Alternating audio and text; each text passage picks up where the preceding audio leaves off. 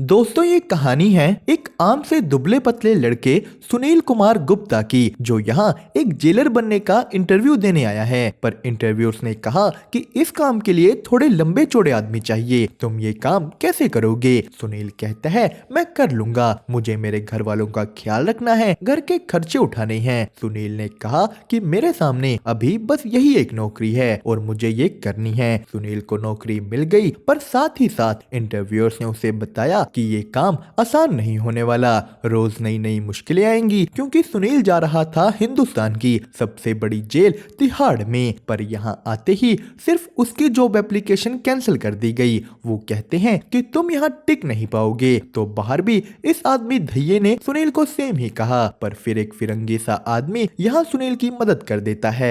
उसके कहने पर सुनील को नौकरी मिल गई और सुनील को पता लगा कि ये आदमी इस जेल का सबसे खतरनाक मुजरिम चार्ल्स सोबराज है। तो सुनील के साथ साथ ही इस नौकरी को ज्वाइन किया था शिवराज और धैये ने। उनका हेड डीएसपी तोमर उन्हें जेल के बारे बताता है कि इस जेल में इन काली बेल्ट पहने कैदियों को नंबरदार कहते हैं, यही बहुत से कामों में तुम्हारी मदद करेंगे। डीएसपी तोमर ने उन्हें बताया कि जेल में स्टाफ की बहुत कमी है, तुम्हारे पहले जो भी एएसपी आए वो इस नौकरी पर टिक नहीं पाए। तो तभी जेल में एक लड़ाई हो जाती है। यहाँ दो कैदी आपस में लड़ रहे थे कि सांप उन्होंने मारा। दरअसल सांप पकड़कर मार देने वाले कैदी की सजा 15 दिन कम हो जाएगी। तोमर कहता है चलो अब अगर तुम लोग सच नहीं बोल रहे तो किसी की सजा कम नहीं होगी। पर सुनील बोला कि सर एक तो सच बोल रहा है ना। तोमर ने कहा हाँ बोल रहा है, तू एक काम कर, पता कर कौन सच बोल रहा है। अब यहाँ इन कैदियों के सामने अकेला सुनील रह गया। उनकी इनको देखकर ही फट रही थी। उसके पूछने पर एक कैदी सरजू ने बताया कि मैं एक पॉकेट मार हूँ और 15 दिन की सजा कम कराने के लिए मैंने सांप मारा। तो दूसरा कैदी नीला बहुत ही गुस्से वाला कैदी था, उसने सुनील के सामने ही सरजू पर हमला कर डाला। सुनील इन सब चीजों से डर जाता है। वो वापस अपने ऑफिस में गया। अब सुनील यहाँ भी अकेले बैठकर खाना खा रहा था, क्योंकि वो वेज है और बाकी नॉन वेज। जिसपे तोमर ने कहा कि यहाँ कर बैठ। वो सबको समझाता है कि अगर इस जेल में रहना है तो एक टीम बनकर रहो, वरना मारे जाओगे। तोमर ने अगले दिन उस वार करने वाले कैदी की पिटाई करवाई, पर यहाँ भी सुनील की ही फट रही थी। तो सुनील ने साइड में जा तोमर से माफी मांगी कि मुझे सबके सामने आपको नहीं टोकना चाहिए था। तोमर कहता है हाँ गलती तो तुमने की है, पर अब तुम्हें पता लगाना होगा कि सांप किसने मारा है, क्योंकि अब अगर पीछे हटे तो कैदियों से लेकर जेल का स्टाफ तक कोई तुम्हारी इज्जत नहीं करेगा, और ये पता लगाने तक सुनील घर भी नहीं जा सकता। तो एक नंबरदार ने सुनील को इस जेल की गैंग्स के बारे बताया। नंबर 1 पर थी सन्नी की त्यागी गैंग, जिनकी जेल में सबसे ज्यादा चलती है। जेल में सिर्फ इनका ही पाउडर का धंधा चलता था और इसका फायदा डीएसपी तोमर को भी होता। पर इनकी दुश्मन थी दूसरे नंबर वाले अनिल राणा की हड्डी गैंग, जेल में इनका दारू का धंधा चलता है। तो तीसरे नंबर पर थी गुरतेज सिंह की सरदार गैंग, और यहीं अगर बात की जाए सोबराज की तो उसने बड़े बड़े अफसरों की बातें रिकॉर्ड कर अपने पास रखी हुई थी, और इन्हीं की मदद से वो जेल में भी अपनी मनमानी करता है। सीन शिफ्ट हुआ अगले दिन पर सुनील ने सब कैदियों से पूछना शुरू कर दिया था कि सांप किसने मारा, और सभी कह रहे हैं कि सांप उस हमला करने वाले कैदी नीला ने मारा। तो वो जेब कतरा सरजू कहता है कि सर सब उससे डर कर झूठ बोल रहे हैं, आप प्लीज मुझे भी उससे दूर दूसरे बैरक में डाल दीजिए। अब सुनील यहाँ इस रिलेटेड मदद लेने सोबराज के पास गया कि मैं कैसे प्रूफ करूं कि सांप सरजू ने मारा है। सोबराज ने कहा मैं तुमसे बहुत निराश हूँ। वो कहता है कि चलो मैं देखता हूँ कि मैं क्या कर सकता हूँ। पर इसी के साथ सोबराज के जेल में अय्याशों की तरह रहने की खबर बाहर मीडिया में लीक हो गई, और उसी रात तिहाड़ में आ जाता है होम मिनिस्टर। अब यहाँ जेल में अकेला सुनील ही था। उसने तोमर को फोन तो करवाया, पर तोमर अपनी बेटी के साथ है और उसकी बेटी उसे यहीं रुकने को कह देती है, क्योंकि उन्हें साथ में बस एक ही दिन मिलता था। तो जेल में सुनील ने बड़ी मुश्किल से सब कुछ संभाला। वो सोबराज को भी कैदियों के कपड़े पहनवा देता है। होम मिनिस्टर अपने दिल की तसल्ली कर यहाँ से जाने लगा, पर तभी जेल में चाचा नेहरू के नाम की नारेबाजी शुरू हो गई और होम मिनिस्टर ने जब पास जाकर देखा तो एक दारू पिया कैदी उसे दारू ऑफर कर देता है। होम मिनिस्टर गुस्सा हो गया। अगले दिन सुनील के सीनियर्स उस पे गुस्सा हो गए। सुनील कहता है कि मैंने तोमर सर को फोन किया था, पर तोमर मुकर गया कि मुझे कोई फोन नहीं आया। तोमर साइड में जा सुनील को डांटने लगा कि क्या तुमने मुझसे बात की थी। सुनील कहता है मैंने तो सिर्फ सच बोला। तो तोमर ने कहा सच तो ये भी है कि सरजू ने नहीं, नीला ने मारा है वो सांप। तोमर फिर से सुनील को जेल में रहने के तौर तरीके बताता है, पर अगले ही पल जेल के एसपी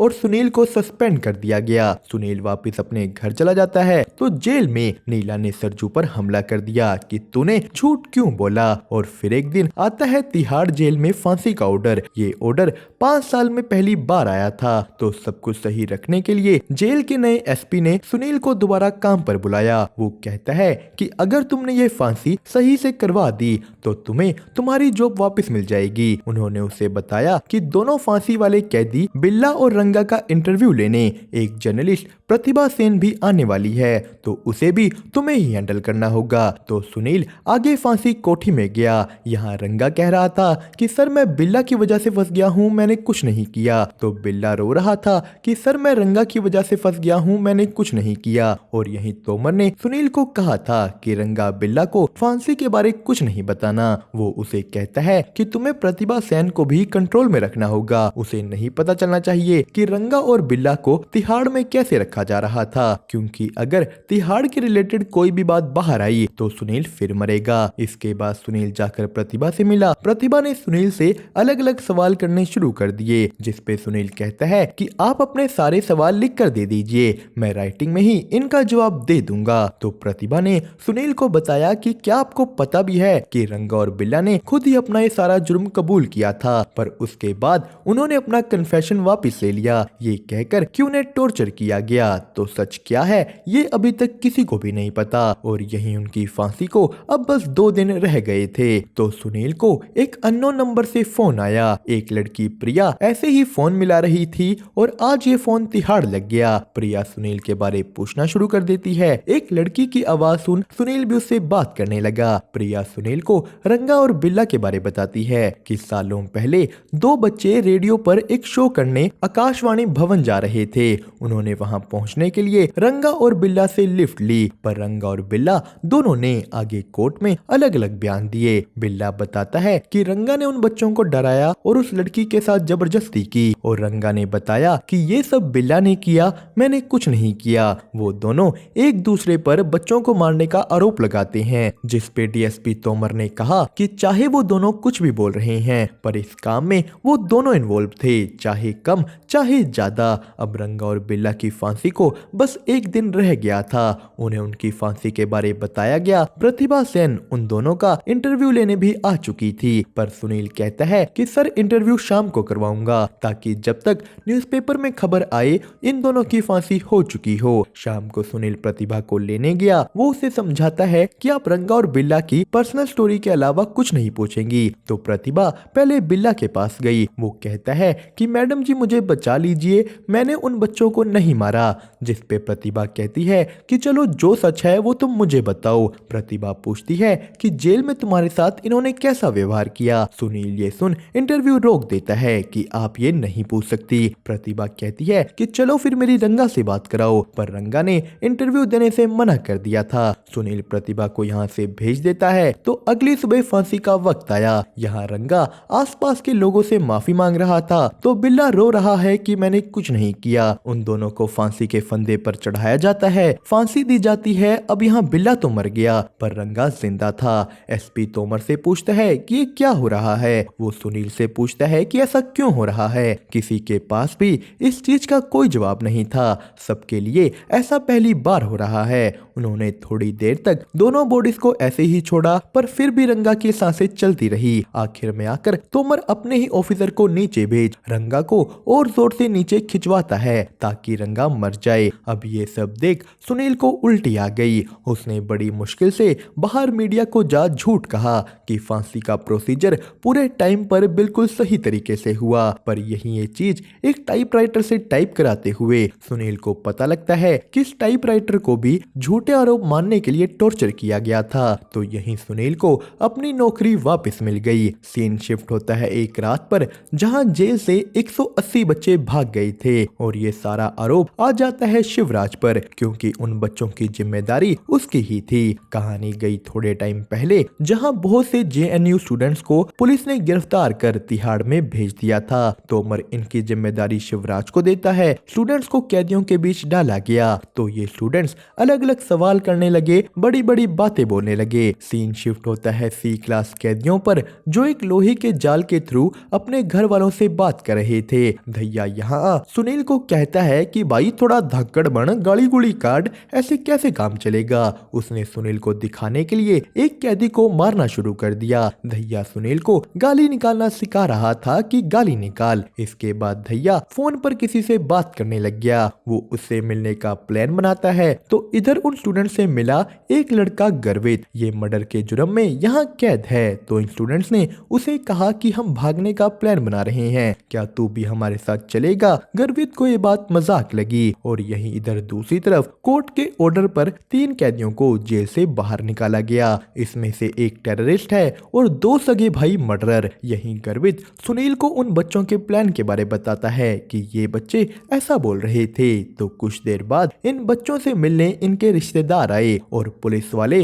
इन अंदर आते लोगों से रिश्वत ले रहे थे। धैये ने रिश्वत शिवराज के साथ बांटी। तो यहीं इधर सुनील के पास वो दोनों भाई आ कहते हैं कि हमारे कमरे अलग कर दीजिए। जेल का अकाउंटेंट सैनी साहब सुनील को बताता है कि ये 2 भाई साथ रह रहकर अब एक दूसरे की शक्ल भी नहीं देखना चाहते और इनसे अपनी पत्नी का मर्डर करवाने वाला वो आदमी डॉक्टर जैन आराम से जेल में भी अपनी प्रेमिका से मिलता है। सैनी साहब ने सुनील को बताया कि ऐसे ही बहुत से गरीब कैदी जेल में झूठे जुर्म या छोटे मोटे जुर्म की वजह से सड़ रहे हैं, क्योंकि उनके पास वकील करने के पैसे नहीं। सैनी साहब सुनील को कहते हैं कि सर आप एक अफसर हैं, आप चाहें तो इस जगह को सुधार सकते हैं। पर तभी रात को ही उन 180 बच्चों के गायब होने की खबर आई। एसपी शिवराज को कहता है कि कल सुबह तक मुझे पूरी रिपोर्ट चाहिए कि ये बच्चे कैसे भागे, इसमें कौन कौन जिम्मेदार है। धैये और शिवराज ने बाकी बच्चों को डरा उनसे पूछा। तोमर ने बाकी गार्ड से पूछा